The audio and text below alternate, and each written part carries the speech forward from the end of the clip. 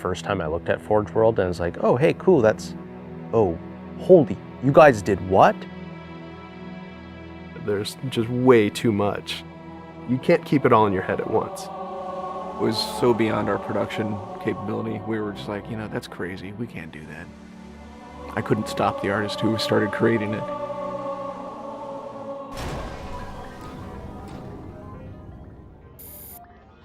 Forge is our editing tool that players can build their own maps. I mean, at its core, it's a map editor. We always had this vision right from the get-go, which is anyone can build anything. Giving the fans the tools, they can take it and run with it and make it their own.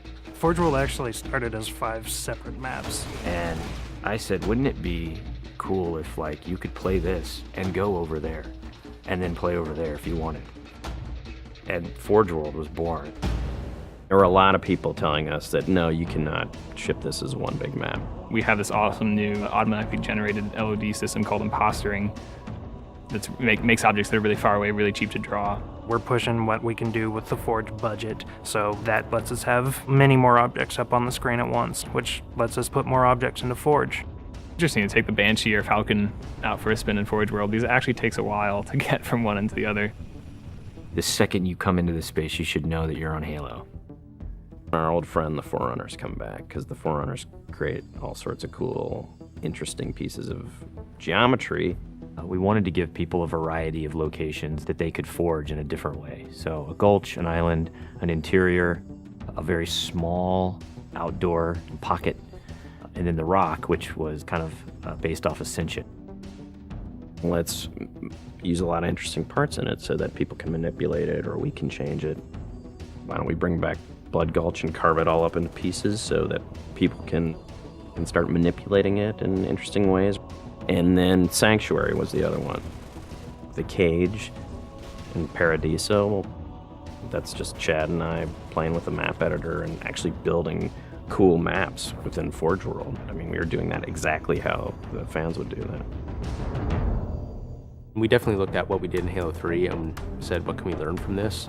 It's one thing to build just a stunning amount of map variants, but nobody was expecting Forge art, I don't think. That was just a completely, whoa, what? The Rube Goldberg machines, yeah, those are everywhere. In Halo 3, it was cool that you could move things around, but it was still kind of clunky. And we're like, we have to make this better. What are some of the tricks that the community is using, and how can we make those not be tricks and just make those be tools? We took that stuff and made it like a real feature. There's normal, phased, and fixed. So normal is like Halo 3 style, it bumps into stuff when you let it go and it falls to the ground and moves around and stuff. And fixed is the same thing, except when you let it go, it stays exactly where it was. And then phased is the coolest because it means that while you're editing the object, it's not actually interacting with the environment.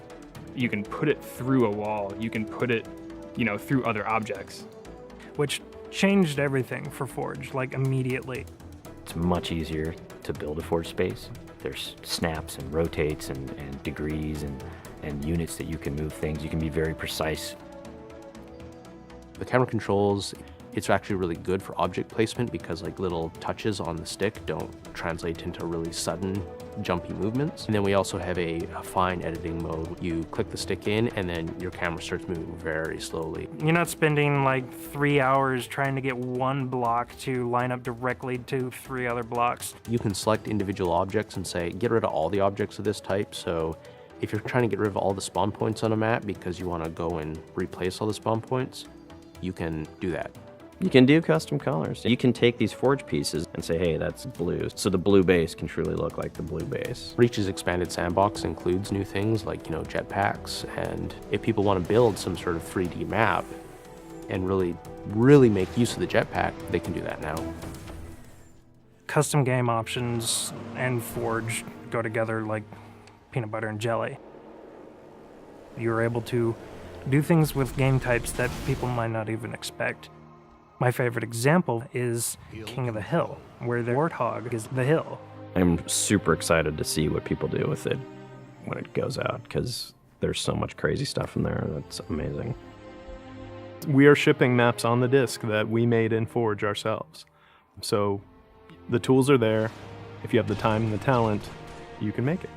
The community is just going to outstrip us and spank us. With the new tagging system, you can save a Forge variant, you can post it to your file share, and then you can say, you know, sweet new map. Things that are good are downloaded by a lot of people and passed around to a lot of people, and that makes the really sweet stuff bubble up to the top. I'm looking forward to what the next big community game type is going to be. We realized that Reach was our swan song to Halo, and what better way to do that than to let people do what we've been doing all along, which is creating new cool maps. It's nice to go out with a bang, and this is a pretty big one.